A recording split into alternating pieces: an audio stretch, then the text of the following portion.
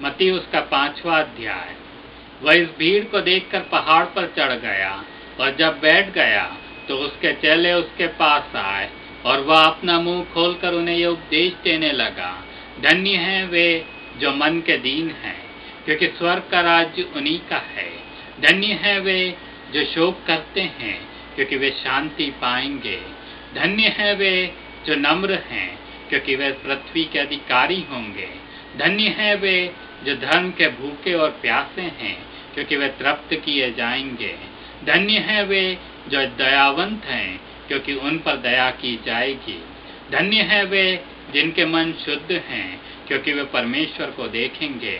धन्य हैं वे जो मेल करवाने वाले हैं, क्योंकि वे परमेश्वर के पुत्र कहलाएंगे।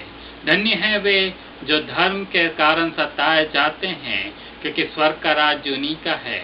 धन्य हो तुम जब मनुष्य मेरे कारण तुम्हारी निंदा करे और सताए और झूठ बोल बोल कर तुम्हारे विरोध में सब प्रकार की बुरी बातें कहे।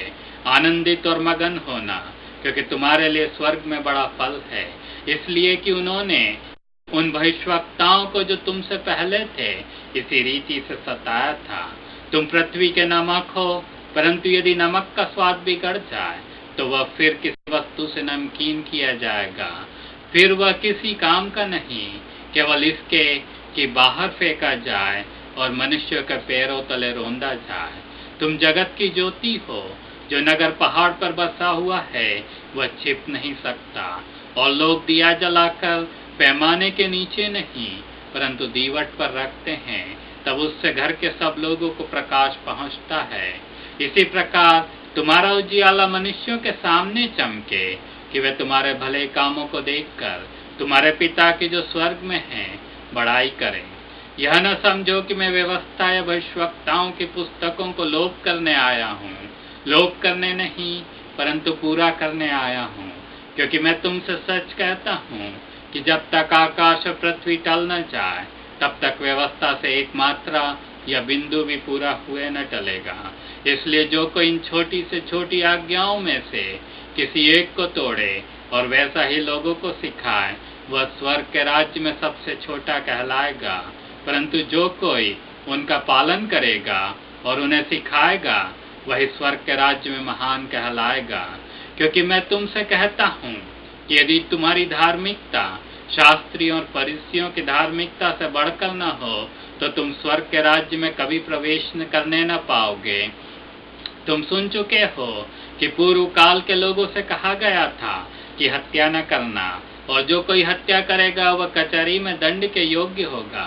परंतु मैं तुमसे यह कहता हूँ कि जो कोई अपने भाई पर क्रोध करेगा वह कचहरी में दंड के योग्य होगा, और जो कोई अपने भाई को निकम्मा कहेगा वह महासभा में दंड के योग्य होगा, और जो कोई कहे अरे मूर्ख, वह नरक की आग के दंड के योग्य होगा।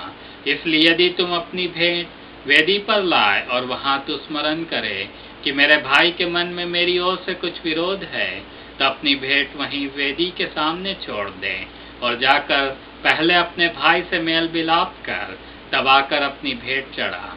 जब तक तू अपने मुद्दई के साथ मार्ग में है उससे झटपट मेल मिलाप कर ले, कहीं ऐसा न हो कि मुद्दई तुझे हाकिमों को सौंप दे और हाकिम तुझे सिपाही को सौंप दे और तू बंदीगृह में डाल दिया जाए। मैं तुमसे सच कहता हूँ कि जब तक तू कोड़ी कोड़ी भर न देगा तब तक वहाँ से छूटने न पाएगा। तुम सुन चुके हो कि कहा गया था कि व्यभिचार न करना, परंतु मैं तुमसे यह कहता हूँ कि जो कोई किसी स्त्री पर कुदृष्टि डाले वह अपने मन में उससे व्यभिचार कर चुका। यदि तेरी दाहिनी आँख तुझे ठोकर खिलाए तो उसे निकाल कर अपने पास से फेंक दे, क्योंकि तेरे लिए यही भला है कि तेरे अंगों में से एक नाश हो जाए और तेरा सारा शरीर नरक में न डाला जाए। और यदि तेरा दाहिना हाथ तुझे ठोकर खिलाए तो उसको काट कर अपने पास से फेंक दे, क्योंकि तेरे लिए यही भला है कि तेरे अंगों में से एक नाश हो जाए और तेरा सारा शरीर नरक में न डाला जाए। यह भी कहा गया था कि जो कोई अपनी पत्नी को त्याग दे उसे त्याग पत्र दे, परंतु मैं तुमसे ये कहता हूँ कि जो कोई अपनी पत्नी को व्यभिचार के सिवा किसी और कारण से छोड़ दे तो वह उससे व्यभिचार करवाता है और जो कोई उस त्यागी हुई से ब्याह करे वह व्यभिचार करता है। फिर तुम सुन चुके हो कि पूर्व काल के लोगों से कहा गया था कि झूठी शपथ न खाना, परंतु प्रभु के लिए अपनी शपथ को पूरी करना। परंतु मैं तुमसे ये कहता हूँ कि कभी शपथ न खाना, न तो स्वर्ग की, क्योंकि वह परमेश्वर का सिंहासन है, न धरती की, क्योंकि वह उसके पांव की चौकी है, न यरूशलेम की, क्योंकि वह महाराजा का नगर है। अपने सिर की भी शपथ न खाना, क्योंकि तू एक बाल को भी न उजला न काला कर सकता है, परंतु तुम्हारी बात हाँ कि हाँ या नहीं कि नहीं हो, क्योंकि जो कुछ इससे अधिक होता है वह बुराई से होता है। तुम सुन चुके हो कि कहा गया था कि आंख के बदले आंख और दांत के बदले दांत, परंतु मैं तुमसे यह कहता हूँ कि बुरे का सामना न करना, परंतु जो कोई तेरे दाहिने गाल पर थप्पड़ मारे उसकी ओर दूसरा भी फेर दे।